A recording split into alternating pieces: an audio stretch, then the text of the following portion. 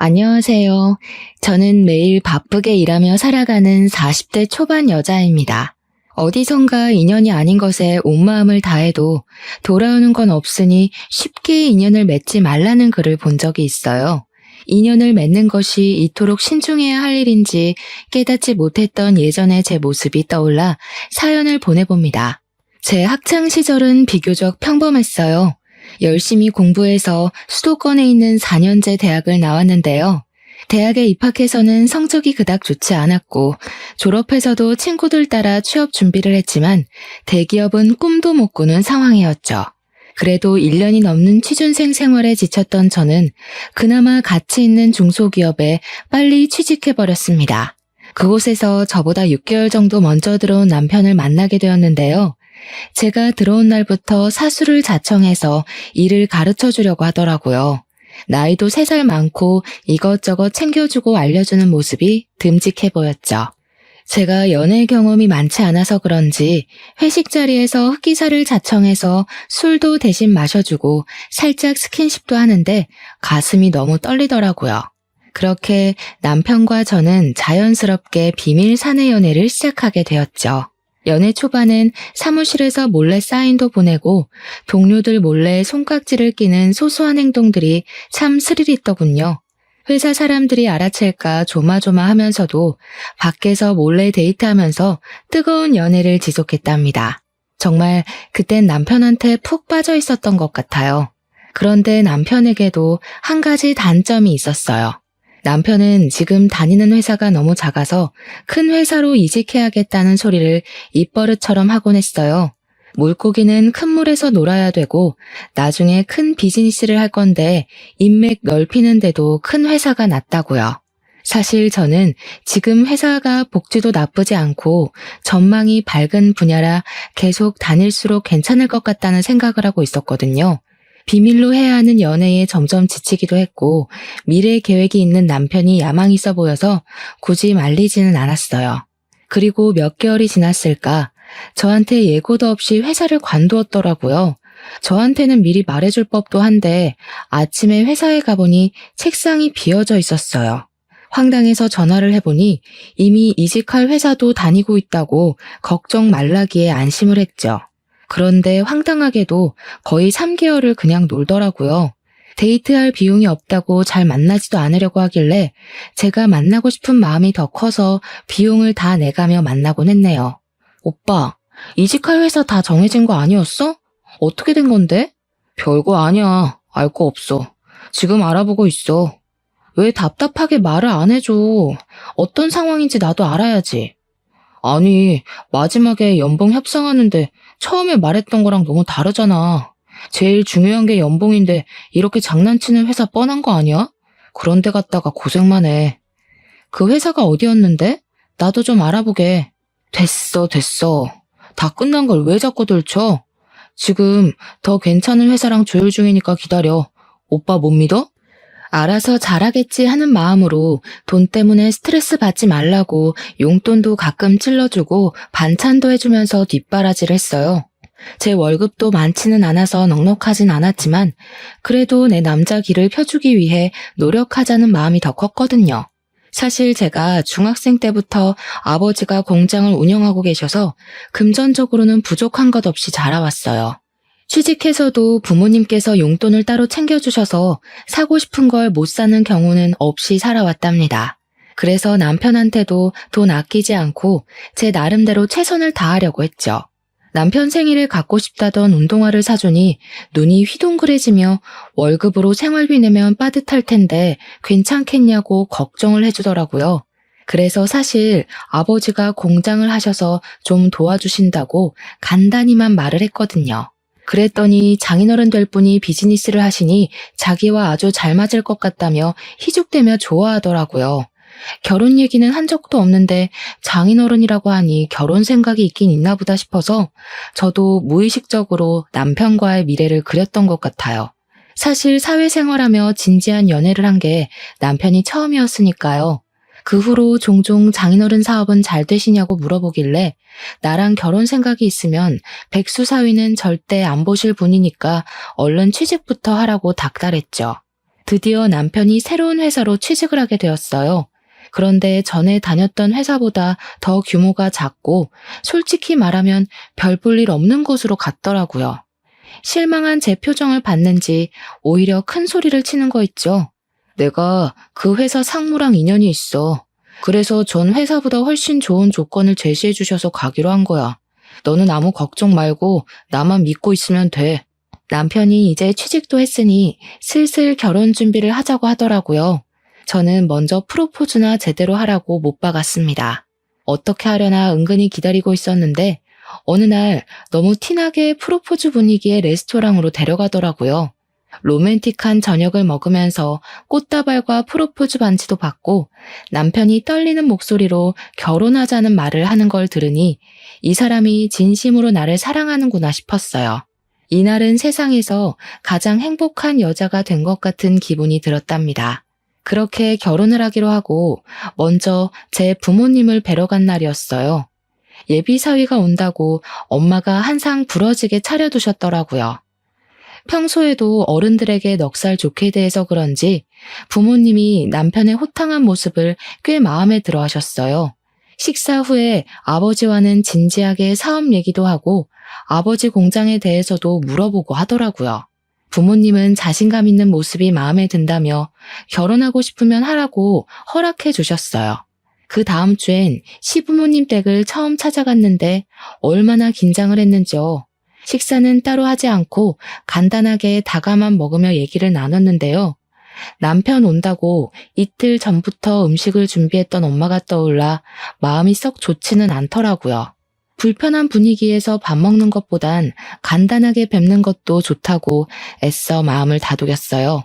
수도권에 있는 아파트에서 두 분이 사시는데 시아버지는 은퇴하고 소일거리로 경비 일을 하고 계시고 시모는 요양보호사 자격증까지 땄다가 너무 힘들어서 관두셨다고 하더라고요. 우리는 노후 준비 다 해놨으니까 우리 걱정은 말고 너희나 잘 살면 된다. 그래도 아들 효도는 받으셔야지. 나만 믿어, 엄마. 우리 아들이야 세상 믿음직하지. 그런데 새아기 아버님이 사업을 하신다며? 네, 그냥 공장을 작게 하고 계세요. 아들한테 듣기로는 작은 정도가 아니던데.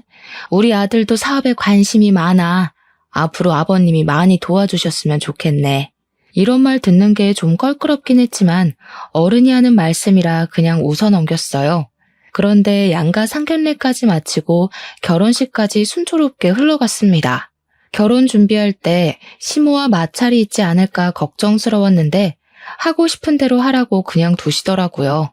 하지만 결혼은 현실이라고 경제적인 문제에서 마찰이 일어나긴 했죠. 남편과 서로 재산 공개를 제대로 하지 않았는데 막상 갖고 있는 돈을 보니 실망스러웠어요. 회사 생활을 한 거에 비해서 모은 돈이 많지 않더라고요.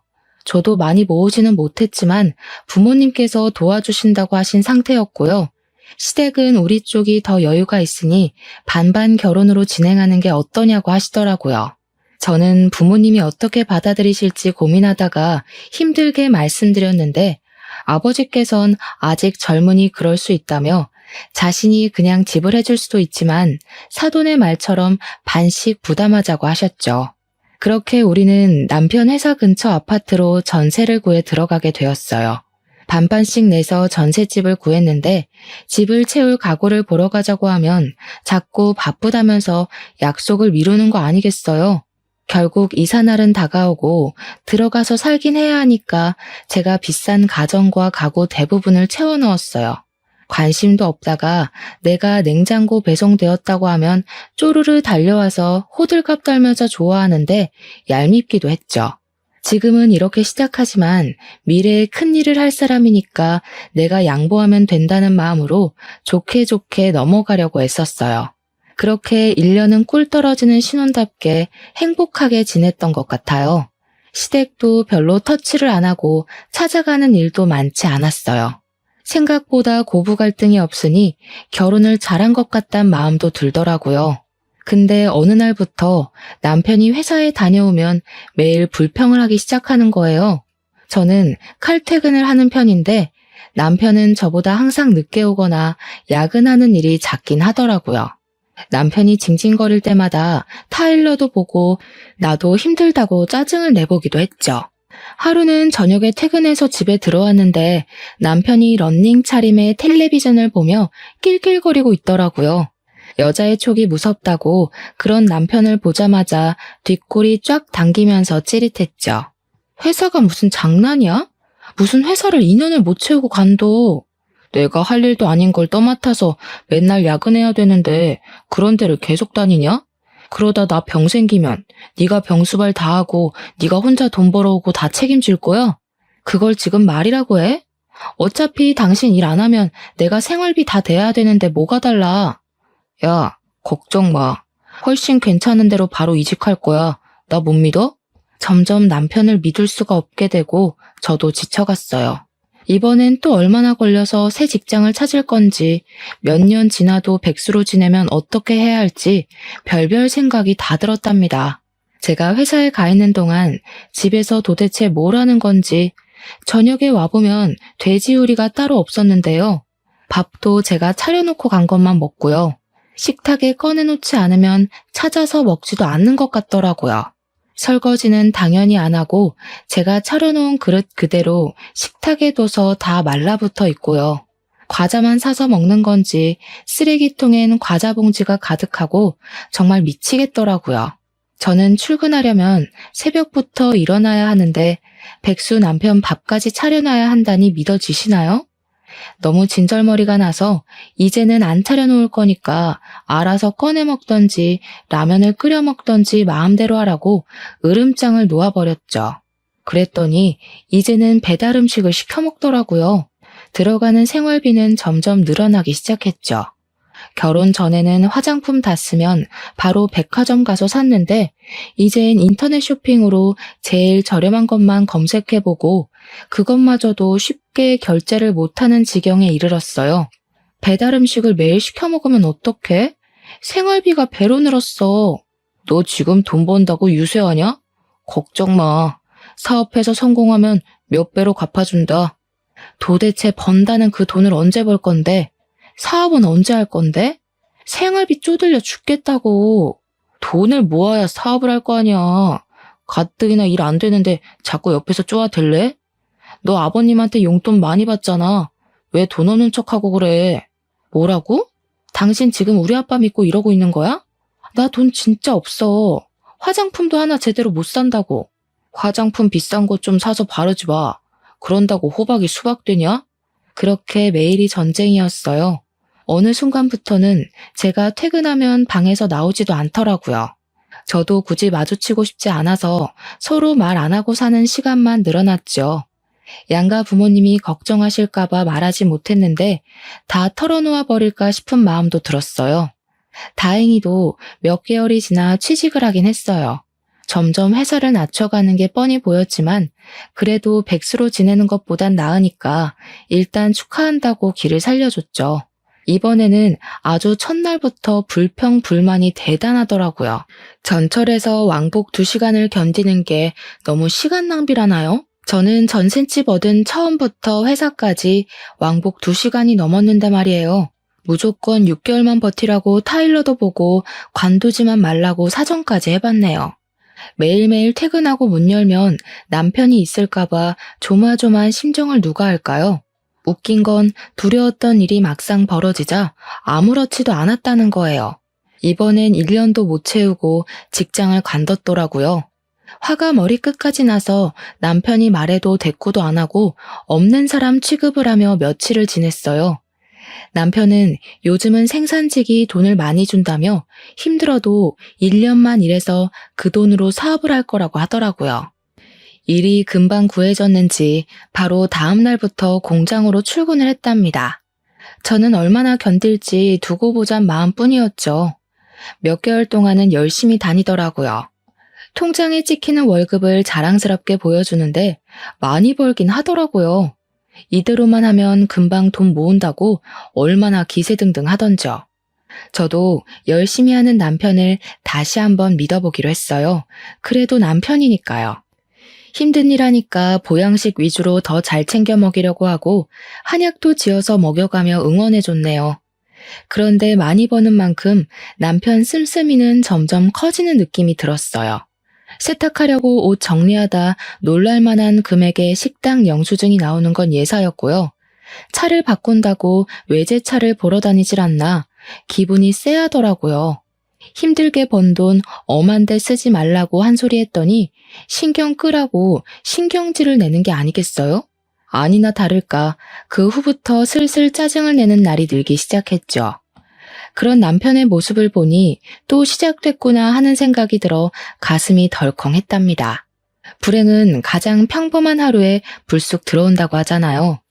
밤에 일을 하고 아침에 들어온 남편이 출근하는 저를 보자마자 인상을 구기더라고요. 남편은 밤새 힘들게 일하고 들어왔는데 마누라는 뽀얗게 화장하고 꿀빨로 가니까 좋냐? 아침부터 왜 시비야? 나도 회사에서 힘들어. 나도 그 회사 다녀봤는데 널널한 거 누가 몰라? 이 공장은 사장이 영 글렀어. 남자들만 힘든 일 시키고 힘들어 미치겠다. 회사가 커져서 할 일도 엄청 많이 늘었어. 널널하긴 뭐가 널널해. 그래, 너네 회사 커져서 좋겠다. 여자들이란... 여기서 여자들이란 말이 왜 또 나오는데? 공장 아줌마들도 맨날 수다나 떨고 커피나 마시고 일은 남자들이 다 하고 더러워서 못 해먹겠다 진짜. 또 관둔다고 하기만 해. 나 진짜 못 참아. 못 참으면 어쩔 건데. 나 지금 때려치고 나오는 길인데 어쩔래? 아침부터 시비를 걸더니 적반하장으로 나오는 남편을 보니 기가 막히더라고요. 아, 관뒀다는 말을 하려고 그랬구나 하는 생각이 들자 어찌나 사람이 교활하게 느껴지던지요. 다시 한번 말해봐. 진짜 그만뒀어? 그래. 사장 새끼가 역 같아서 내가 면전에다 침 뱉어주고 때려쳤다. 이래서 공장하는 새끼들이 무식하다고 하는 거야. 뭐라고? 우리 아빠도 공장 사장이야. 입 조심해. 제 목소리가 싸늘하게 바뀐 걸 알아차렸는지 남편이 저를 바라보다가 입을 다물더라고요. 그리고는 욕짓거리를 하며 문을 박차고 나가버렸습니다.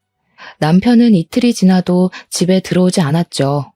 저도 마음이 심란했지만 연락도 일절하지 않았어요.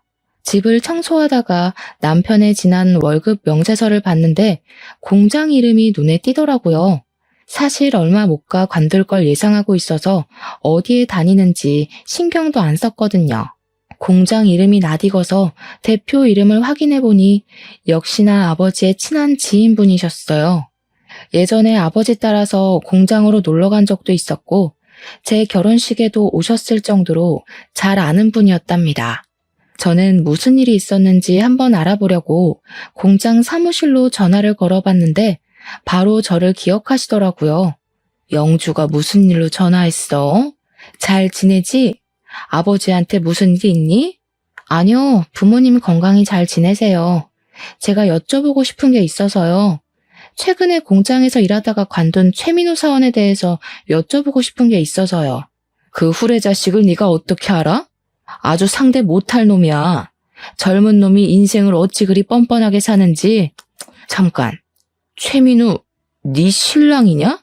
결혼식까지 갔는데 완전 딴판이라 못 알아봤구만. 이어지는 사장님 말에 저는 낯이 너무 뜨겁고 부끄러워 한마디도 하지 못했어요. 남편은 일도 열심히 안 하고 매번 노닥거린다고 아줌마들이 욕하기 일쑤였다는데요. 심지어는 그 아줌마들한테 매일 치근덕거렸다고 해요. 어쩌다 새로운 아줌마가 들어오면 일을 가르쳐준다는 핑계로 하루 종일 옆에서 붙어 있고요. 시키는 일도 제대로 안 해서 잘라야 할지 말지 고민하고 있던 차에 아줌마들이 단체로 남편이 자꾸 쓸데없는 접촉을 해서 불쾌하다며 항의를 했다네요. 그래서 한 소리 했더니 자기 장인이 더 큰 공장 한다면서 이딴 데 바로 때려친다고 나가버렸다는군요. 아저씨, 제가 대신 사과드릴게요. 정말 죄송해요. 저 염치 없지만 아버지한테는 말씀하지 말아주세요. 괜히 걱정만 하실 것 같아요. 나중에 정리되면 제가 말씀드릴게요. 네가 그렇게 해달라니 말은 안 하겠지만 사실 너를 생각하면 당장 너희 아버지한테 말해서 너 집에 데려가라고 말하고 싶다. 아주 굴러먹은 놈이야. 지금 네 상황은 잘 모르겠지만 아직 안 늦었으니 잘 생각해봐라. 예전에 같은 회사에 다닐 때만 해도 남자답고 젠틀한 성격을 가졌다고 생각했는데 사장님의 말을 들으니 내가 아는 남편이 정말 맞는지 혼란스러웠어요. 그동안 취직자리 구하면서 스트레스를 많이 받아서 그럴까? 아님 나랑 결혼해서 변한 걸까? 별 생각이 다 들었죠. 그때 시모에게 전화가 와서 어쩔 수 없이 전화를 받았어요. 시모가 낮고 쌀쌀맞은 목소리로 집에 당장 오라는 거 아니겠어요? 저도 이참에 여지껏 있었던 일들 다 털어놓고 해결할 작정으로 시댁으로 찾아갔답니다. 시댁 현관문을 열고 들어가니 시모는 팔짱을 끼고 저를 쏘아보고 있고 남편이 소파에 대자로 누워 핸드폰을 보며 희죽대고 있더라고요. 남편이 저를 흘끗 보더니 등을 휙 돌리는데 얼마나 기가 차던지요. 너는 남편이 집을 나갔는데 찾는 전화 한 통이 없니? 난 너처럼 매정한 애는 처음 본다. 직장 잃은 남편 위로는 못해줄 망정 바가지나 긁어대고. 너 여지껏 우리 아들 이렇게 대접했니? 제가 한 번도 말씀 안 드렸는데 아드님이 회사를 몇 번을 때려쳤는지 아세요? 결혼 생활 동안 백수로 지낸 게 몇 년인지 아시냐고요. 그동안 제가 생활비 다 내고 어머님 용돈도 안 끊기게 꼬박꼬박 드렸잖아요. 그거 다 남편 월급이 아니라 제 월급으로 어머님 용돈을 드렸다고요. 아드님 때문에 속이 썩어 문드러진 건 저예요, 어머님. 어디서 시부모한테 말대답을 따박따박해? 남편이 일 구할 동안은 당연히 일하는 마누라가 생활비를 대는 거지. 그럼 너희 생활비를 부모가 대주니? 부부는 일심동체인데 남편이 어려우면 돕는 건 당연한 거지. 어디서 유세는? 그리고 매달 용돈이 꼴랑 얼마나 된다고 그거 준다고 이 난리를 쳐? 이게 어디서? 시모가 얼굴이 벌개지도록 악을 쓰는 모습을 보고 있으니 말로는 통하지 않을 것 같더라고요. 갑자기 시모가 제 머리채를 잡고 흔들었어요. 태어나서 한 번도 당한 적 없는 폭력을 당하니 정신이 아득해지면서 쓰러질 것 같았어요. 내가 지금까지 너를 너무 풀어줬지? 그러니까 이 요망한 게 시험이 무서운 걸 모르고 바락바락 대들고 남편을 쥐잡듯이 잡아? 니까짓 게 뭔데 우리 아들 기를 죽여? 앞으로 큰일 할 인물이 너 때문에 길을 못 펴고 있는 거야. 이 죽일란. 내가 오늘 너 죽이고 우리 아들 살릴란다. 더 충격적인 건 머리가 잡힌 채 이리저리 휘둘리는 저를 도와주지도 않고 고소하다는 듯한 눈빛으로 보는 남편이었죠. 순간 이 남자와 이어진 모든 끈이 후두둑 끊어지는 기분이 들었어요. 우리 아들이 생각해놓은 사업이 있다니까 너도 일 관두고 남편 도와서 같이 해. 너희 아버지한테도 돈도 좀 해달라고 하고. 사돈이 사업한다고 해서 덕 좀 볼까 했더니 지금껏 뭐 받아먹은 게 있어야지. 돈을 모아서 다 지 새끼한테만 쓰는 건지 원. 제가 왜 일을 관둬요? 저는 누구처럼 까딱하면 일 때려치는 짓 안 해요. 우리 아버지 도움은 생각도 하지 마시고요. 저 인간이 뭘 하든 저는 손가락 하나도 걸치기 싫으니까 어머니나 많이 도우세요. 오늘 저한테 한 일 후회하실 거예요. 저는 산발이 된 머리를 추스리고 시모와 남편을 한 번씩 노려본 뒤에 시댁을 나와버렸어요. 남편과 시모의 본 모습을 직접 맞닥뜨리고 나니 이런 꼴을 당한 제 처지가 너무 서글퍼 눈물이 하염없이 났죠. 그 후로 한 달이 넘도록 남편은 아무 연락도 없이 시댁에서 돌아오지 않았죠. 오히려 혼자 조용히 지낼 수 있으니 남편과 살 때보다 편하게 느껴져 만족감까지 느껴졌네요.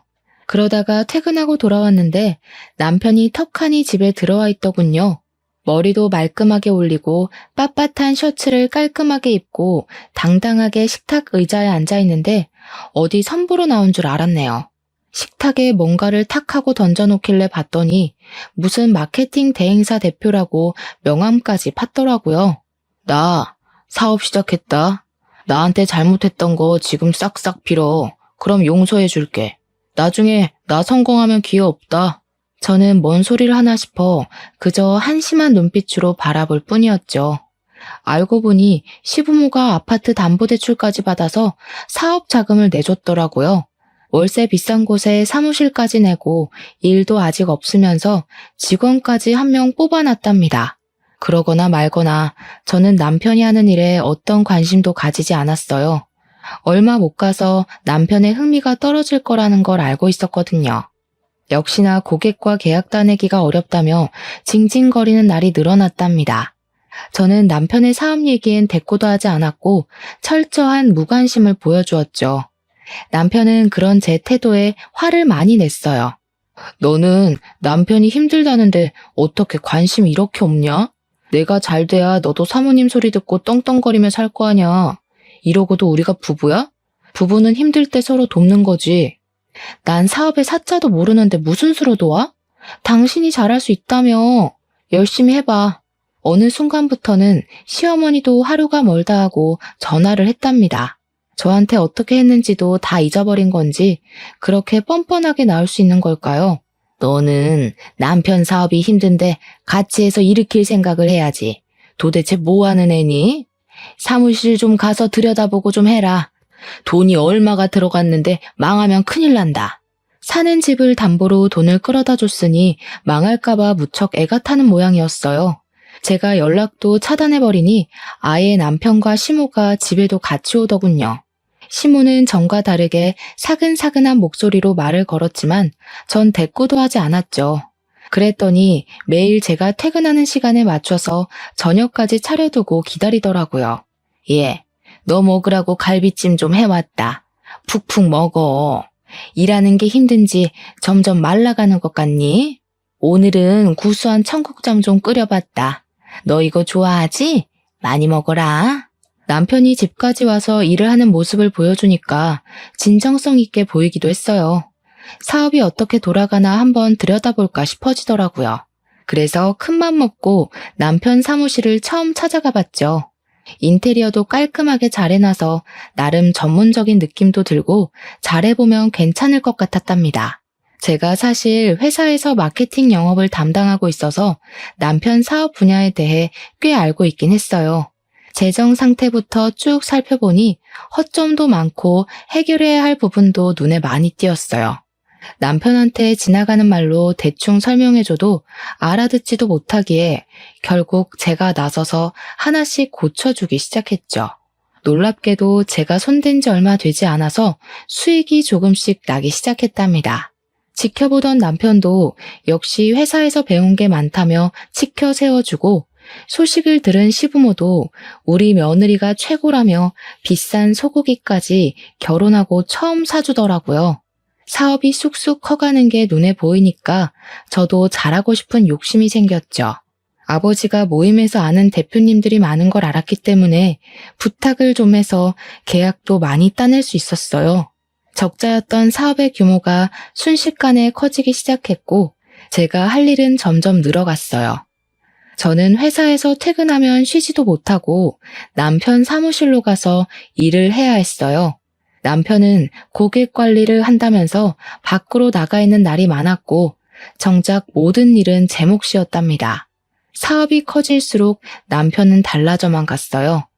아침에 출근할 때 보면 보지도 못한 명품 셔츠를 턱 걸치고 있고 비즈니스를 하려면 비싼 시계를 사야 한다는 둥 외모 치장에 열중을 했죠. 저는 일에 치여서 옷을 챙겨 입을 정신도 없는데 말이에요. 언제부터인가 숟가락 들 힘도 없이 몸에 힘이 쭉 빠지고 피곤한 날들이 계속되었어요. 새벽에 출근해서 밤 11시에 집에 오는 생활을 계속하다 보니 몸에 한계가 왔다는 걸 느낄 수 있었는데요. 남편에게 몸이 아프다고 말해도 무슨 약속이 그렇게 많은지 아침마다 뛰어나가기 바빴죠. 시모에게도 힘들어서 몸살 날 것 같다고 말해봤는데 이참에 회사 때려치고 남편 일이나 도우라지 뭐예요? 그러던 어느 날 출근 준비를 하는데 밑에서 뭐가 후두둑 떨어지기 시작했어요. 너무 놀라 화장실로 달려갔는데 하혈을 하고 있었고 생리통보다 심한 통증이 배와 등에서 휘몰아치기 시작하더라고요. 너무 아파서 정신을 잃을 정도였죠. 혼자 식은땀을 뻘뻘 흘리며 배를 움켜잡고 있다가 목소리를 짜내어 남편을 불렀어요. 이미 나가버렸는지 아무 기척도 없었답니다. 저는 방으로 기어나와서 엄마에게 간신히 전화를 걸었어요. 저의 죽어가는 목소리를 듣자마자 엄마가 한달음에 달려오셨죠. 엄마는 얼굴이 하얘져 쓰러져 있는 저를 산부인과로 데려가셨어요. 저는 임신 4주에 들어서 몸이었지만 이미 계류유산을 했다는 것이었죠. 일을 하느라 아기와 내 몸을 돌보지도 않았다는 사실에 너무 괴로워 눈물만 흘렀어요. 흐려진 눈에 남편과의 일들을 말할 수 없어 오랫동안 연락을 못 드렸던 엄마의 얼굴이 들어왔어요. 예전보다 많이 늙어버린 엄마가 저와 함께 울고 계셨죠. 엄마의 부축을 받으며 집에 돌아온 후에도 나 때문에 아기가 가버린 것 같아 하염없이 눈물만 흘렀어요. 아무것도 먹고 싶지 않았지만 억지로 엄마가 떠먹여주는 미역국을 받아 먹었죠. 아침에 엄마와 통화를 했던 남편은 늦은 오후가 되어서야 집에 들어오더군요. 며칠 푹 쉬어. 아기는 또 가지면 되지. 너무 울지 말고. 근데 보통 엄마들은 본능적으로 알지 않나? 몸 좀 잘 보살피지. 에휴. 어떻게 저런 말을 할 수 있는지 기가 막혔어요. 아프다고 말할 때는 듣는 척도 안 하더니 말이에요. 옆에 계신 엄마에게 민망해서 슬쩍 바라보니 기가 막히셨는지 눈을 동그랗게 뜨고 남편을 바라보고 계시더라고요. 더 황당한 건 매일같이 전화해서 오늘은 사업이 어땠냐고 물어보던 시모가 유산 후엔 전화 한 통도 하지 않았다는 거였죠. 남편도 제가 집에서 몸을 추스리는 동안 고객과 약속이 있다며 아침 일찍 나가기만 바빴어요. 나를 가족으로 생각하는 게 아니라 자기들 일 도와주는 하녀로 취급한다는 걸 뼈저리게 느끼게 되었죠. 다시 한번 남편을 도와 잘 살아보려는 제 진심을 이용하고 저를 다시 밟아버린 시댁과 남편에게 모든 정이 떨어져 버린 순간이었어요. 몸이 회복된 후에도 남편 사무실엔 발길을 뚝 끊어버렸어요. 아니나 다를까 남편이 옆에 와서 앓는 소리를 했지만 더 이상 기대도 실망도 하지 않기로 한 저에겐 통하지 않았죠. 시모의 전화도 받지 않자 그제야 몸은 괜찮냐며 메시지를 매일 남기는데 정말 지긋지긋하더라고요. 어느 날은 주말에 집에서 쉬고 있는데 남편이 갑자기 저를 일으켜 세우는 거예요. 우리 여행 간 지도 참 오래됐다. 그치? 당신 기분도 별론데 오늘 내가 제대로 대접할게. 가자.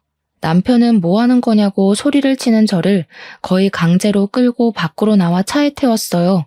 차를 둘러보니 시부모가 웃으며 앉아있는데 당했구나 싶어 소름이 끼치는 거 있죠? 사람을 강제로 끌고 가면서 뭐가 좋은지 호호하하 웃으며 말을 거는데 진짜 미쳤나 싶더라고요.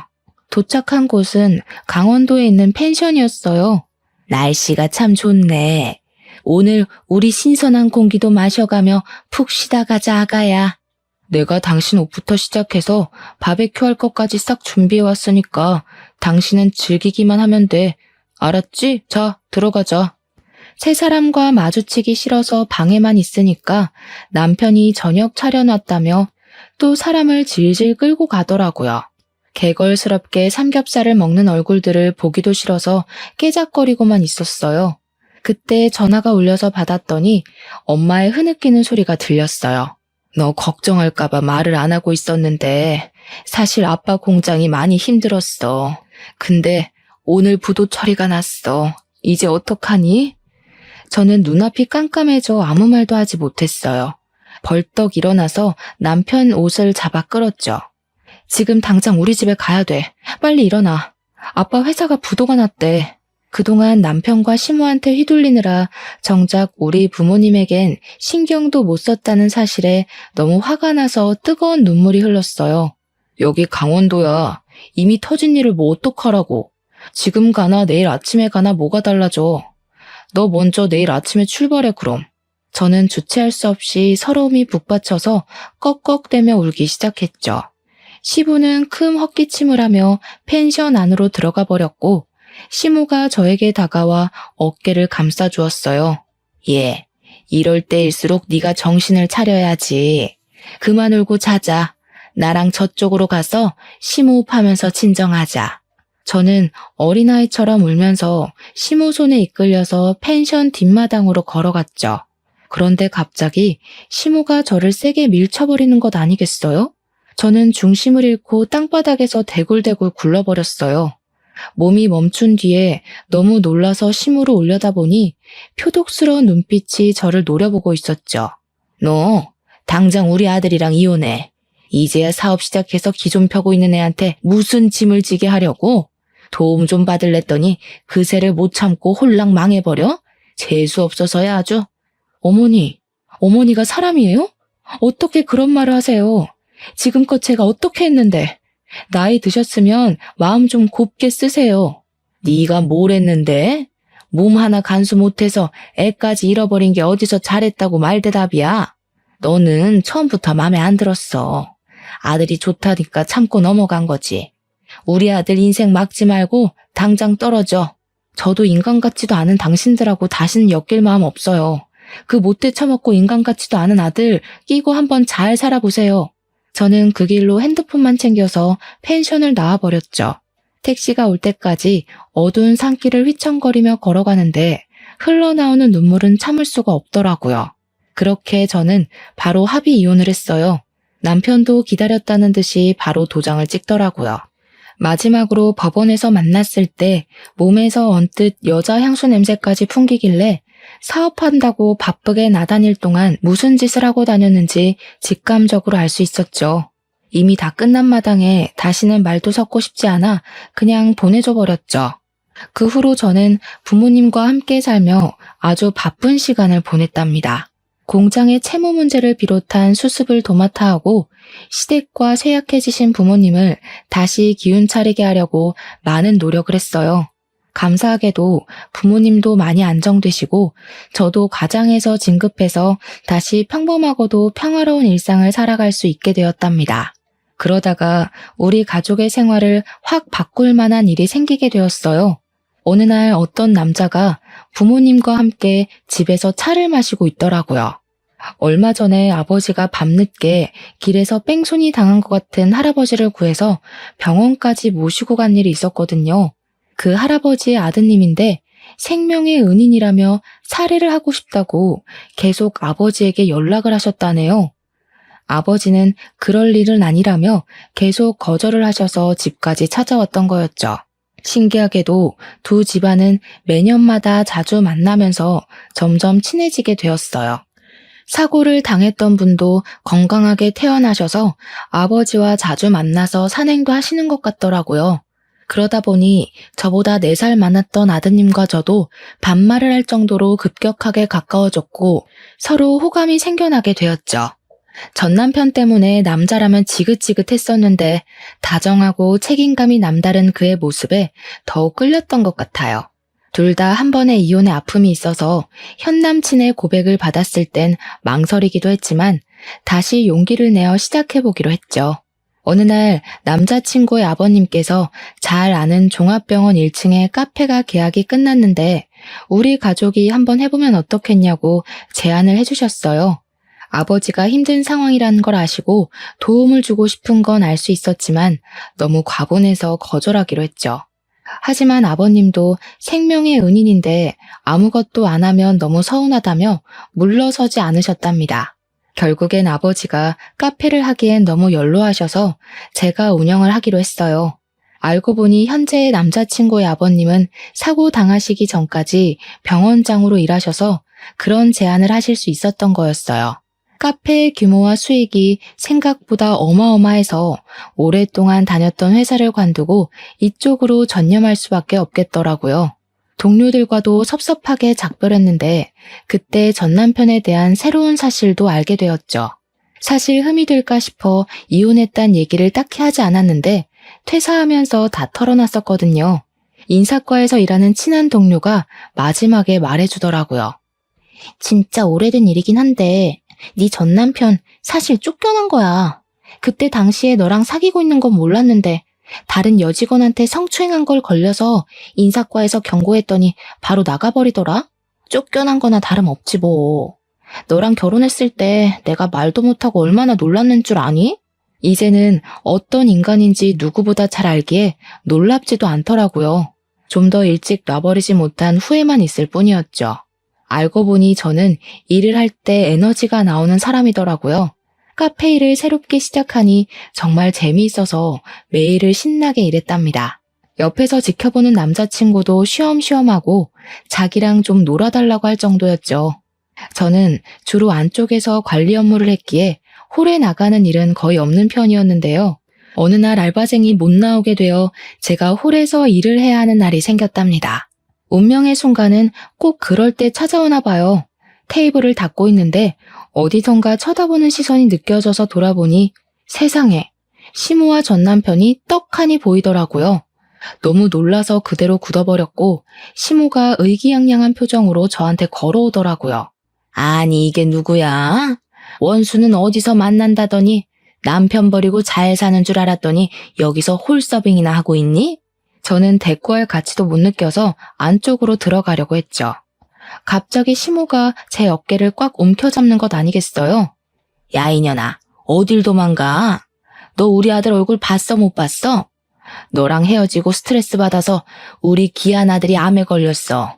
이게 다 너 때문이야. 너 때문에 사업도 다 망하고 집도 날아가고. 너 당장 내 돈 물어내. 이 남편 잡아먹은 년아. 시모가 악을 쓰며 저한테 달려들더라고요. 병원의 사람들이 다 저를 쳐다보며 수군대는 것 같았죠. 시모가 또 내 머리채를 잡으려고 손을 뻗더군요. 그래서 냉큼 시모의 뒷다리를 걸어 넘어뜨려 버렸습니다. 땅바닥에 내팽겨친 시모가 얼굴이 벌개져서 나를 잡으려고 악을 썼죠. 저는 너무 화가 나서 설거지하는 양동이에 얼음을 잔뜩 담아와서 시모 얼굴에 그대로 던져버렸습니다. 시모가 물에 젖은 생쥐꼴로 벌떡 일어나서 몸을 파르르 떠는 게 가관이더라고요. 이 정신나간 할망구가 남 탓하는 버릇을 아직도 못 고쳤네? 누울 자리 보고 다리를 뻗어야지 어디서 행패야 행패가. 내가 아직도 당신 며느리로 보여요? 당신 아들 암 걸린 게 왜 내 탓이에요? 우리 집 망했다고 이때다 싶어 쫓아낼 땐 언제고 누구한테 돈을 물어내래. 이혼 전에 당신 아들이 바람핀 거 내가 모를 것 같아? 지금 다시 소송 한번 걸어볼까? 제 말을 듣고는 눈에 띄게 야위고 거무칙칙하던 전 남편 얼굴이 하얗게 변하더라고요. 그때 전 남편 뒤에서 불쑥 한 남자가 나오더니 저에게 걸어왔어요. 저를 보러 온 제 남자친구였죠. 이미 상황을 다 본 것처럼 침착한 얼굴로 제 옆에 서더니 어디론가 전화를 걸어 한참을 통화했어요. 병원에서 이렇게 소란을 피우시면 강제 퇴거 조치를 내릴 수밖에 없습니다. 알아보니 병원비도 꽤 밀리셨던데 오늘까지 완납 못하시면 이 병원에서는 더 이상 치료받으실 수 없을 겁니다. 당신이 뭔데 병원 이용하는 환자한테 나가라 말아야? 정신병자 아니야? 현 남친은 가만히 제 어깨를 감싸 안았어요. 그걸 보던 전 남편의 입술이 덜덜 떨리는 걸 볼 수 있었죠. 뭐야, 당신 남자 생겼어? 나를 두고 어떻게 이럴 수가 있어? 이혼한 지 몇 년이 지났는데 당신이야. 너야말로 정신병자야? 그러는 지는 여자들한테 틈만 나면 치근덕거린 거 내가 모를 것 같아? 당신들 쫓아낼 수 있는 권한 정도는 충분히 있으니까 제 걱정은 마시고요. 지금부터는 저분들하고 말씀하세요. 사실 현 남친은 이 병원에서 일하는 의사였고 아버지가 병원장이었기에 확정된 건 아니지만 거의 차기 병원장으로 낙점된 상태였거든요. 진료 끝나고 비는 시간이 있으면 수시로 제 얼굴을 보러 카페에 오곤 했기에 큰 소리가 들리자 바로 달려왔던 거였어요. 시모와 전 남편이 동시에 뒤를 돌아보자 어느새 경비원들과 업무과 직원들이 서 있더라고요. 당황한 시모는 현 남친 앞으로 가서 연신 허리를 굽신거렸답니다. 저희 사정 좀 봐주세요. 몸이 아픈 사람을 이렇게 쫓아내면 어떡하나요? 아가야, 정말 미안하다. 내가 이렇게 사과하마. 저를 향해 연신 손을 비비는 시모를 뒤로하고 남자친구는 저를 데리고 카페 안쪽으로 들어가 버렸죠. 원무과 직원들이 시모와 전 남편에게 다가와서 뭐라고 말하자 시모는 울먹이고 전 남편은 하늘만 바라보고 있었어요. 나중에는 무릎까지 꿇고 싹싹 비는데 직원이 일어나라고 끌어올리는데도 꿈쩍도 안 하더라고요. 병원비가 없는 모양인데 저런다고 달라질 것도 없는데 말이에요. 전 남편은 결국 퇴원당한 것 같았고 이후로 다시는 그들의 얼굴을 보지 않고 살 수 있었죠. 저는 여전히 병원 카페를 운영하며 바쁘게 지내고 있고요. 지금 남자친구와 곧 결혼하기로 해서 준비하느라 더욱 바빠질 예정이랍니다. 하지만 제 인생 어느 때보다 보람차고 행복하게 살고 있어요. 자신만의 행복을 용감하게 찾아가고 싶은 분들에게 제 사연이 힘이 되었으면 하는 마음으로 글을 마칠게요. 들어주셔서 감사합니다.